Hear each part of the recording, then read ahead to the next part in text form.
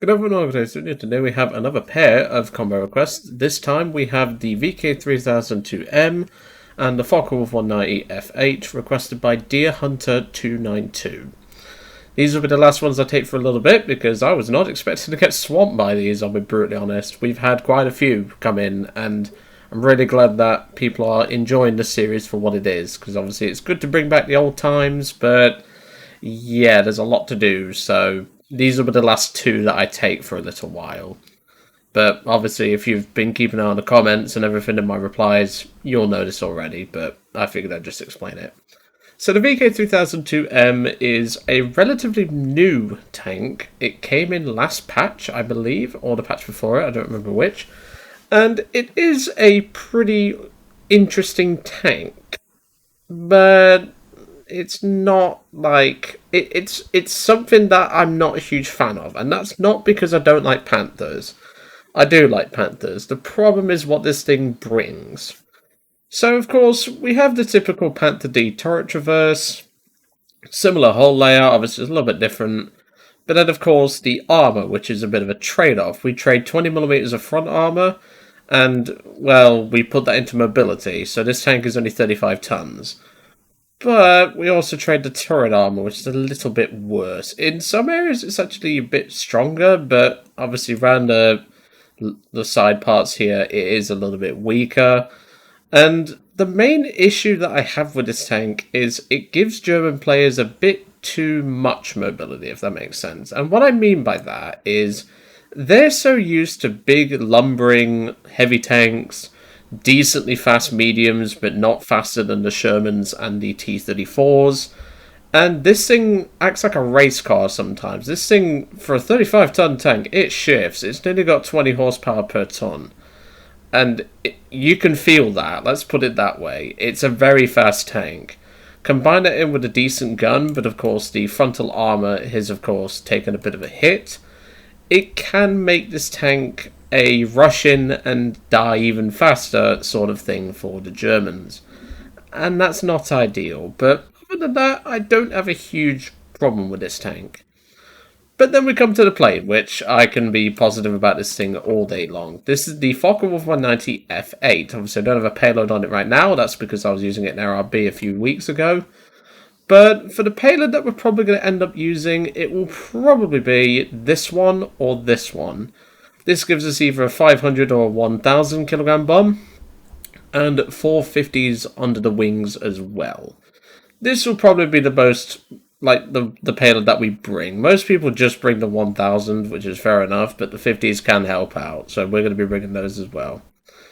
But I don't think this is too bad of a combo. This should be pretty good. The problem is we're going to be stuck with the Germans, and that's not good, but hey, we'll cross that bridge when we come to it.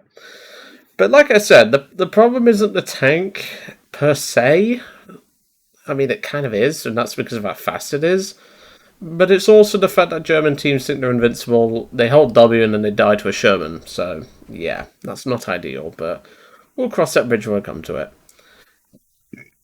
And we are straight in, pretty much. I was just about to say the usual line.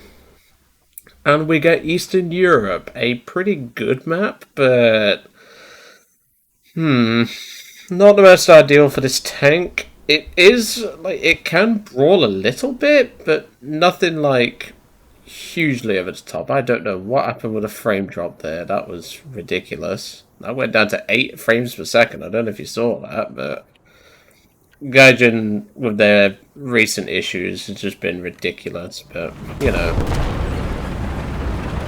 But don't worry, this tank is fully spaded.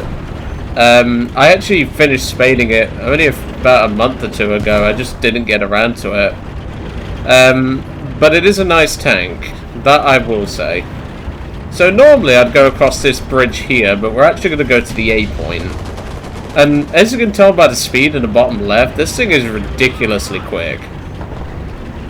Like, obviously we're not the fastest thing on the battlefield, but the fact that this 35-ton beast gets shifted so much, like, I can't complain.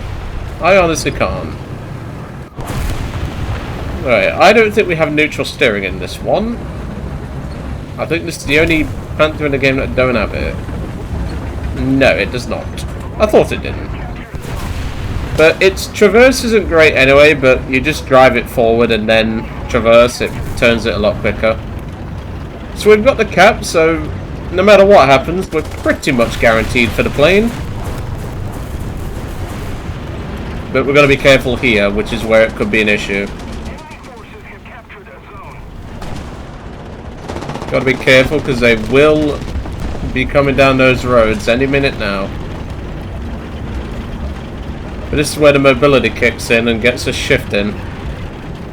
Like, this thing really does move around very well. So, like, don't just think your flank's going to be clear, because you might get ambushed by one of these things. And if you've got the pen to go through the front, fair enough. But, you know, I just had that. Well, I just heard that. Yeah, I thought so, pal. Yeah, there you are, you little shit. Don't even need HE. There we go. That's about one of the few vehicles that'll outrun this thing. And now I hear a wyvern.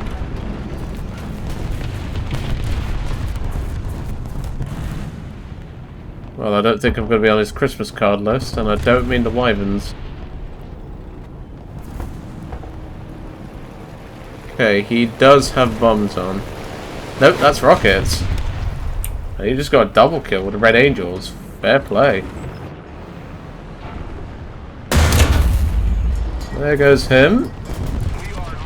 What is it with the fucking frame drops today, man?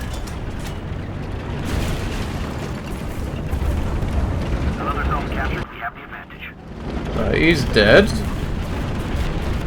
So we're gonna move up. See if we can't. Oh, being strafed. Ow. That was rude. Oh, hello. There's 285. We need to deal with that. Got him. Let's get into cover over here. Oh, really? Try something not from 2013, pal. There goes him. If you don't know what I mean, he was driving backwards in his KV-85. Oh, for goodness sake. Do not scratch my paint! I mean, this thing's not exactly painted anyway, but... Judge! Do not scratch my paint! He has destroyed the radiators on board our tank. Oh, yep, I hear it. Yeah, it's a fucking R3. Come on, TK your buddy. TK your buddy. Nah, I got my driver. Thank you. Oh, God, that was close. Alright, Wyvern's going down. We've lost most of our crew to that. I heard it at the last second, but now we're sat with our side pointing that way, and I don't like that.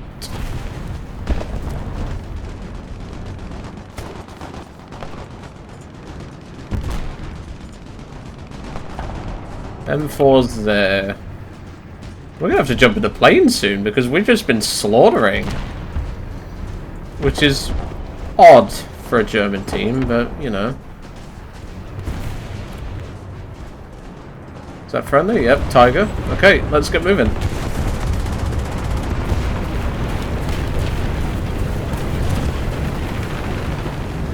Oh, hello a minute. Are you dead? Well, whatever it is, it's probably dead now. I hear something. That sounds Russian. Oh no. Oh no. Yep, that's for me. Yeah, that's what happens when you piss off the Russians. And the British. And everyone else, really. Yeah. Oh well. It's time to jump in the plane anyway, so let's get cracking. So of course, this thing really needs no introduction. This is one of two Focke-Wulfs with an airborne, I believe. Obviously, the A5U14, everyone thought that was going to get an airborne to be a strike aircraft, but no. This thing plus the A8 gets an airborne. Obviously, including the American premium A8 that that also counts because it's an A8, but, you know. Okay, so we've done pretty well so far. The team has done very well. But of course, it's not all sunshine and butterflies, because I hear something. Oh, I see a Churchill. Hold on. I'm going to switch to 1000. Oh, Bolt. Have a nice day. Boom. God, I love this bomb. If there's one thing I love about German CAS, it's the fact that you can just go, oh, hello, blam. That was a poor drop, but I did it anyway. Yeah, you got a hit. That's unfortunate. Okay, we do have a plane coming in, so let's swing back round and deal with that. We still have a couple of bombs under the wings, so we can deal with that very shortly. It's a Yak 2, I think. Why do people still use that, like 5.7-ish? Like, it's a good plane, don't get me wrong, but it's not gonna do the work you might think. Yeah, this is just a bit of slaughter. Okay, that's a jumbo, so if we get these 50s on target, we can actually kill that, because the T-14 won't stand a chance against that.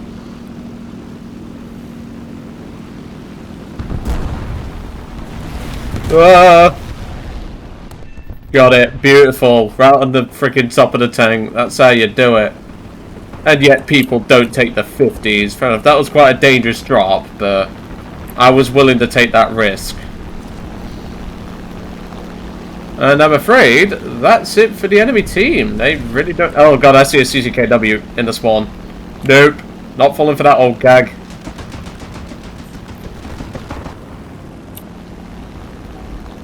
Okay, hopefully my teammates will distract it. Because it's probably looking for me. There we go. He was looking at me.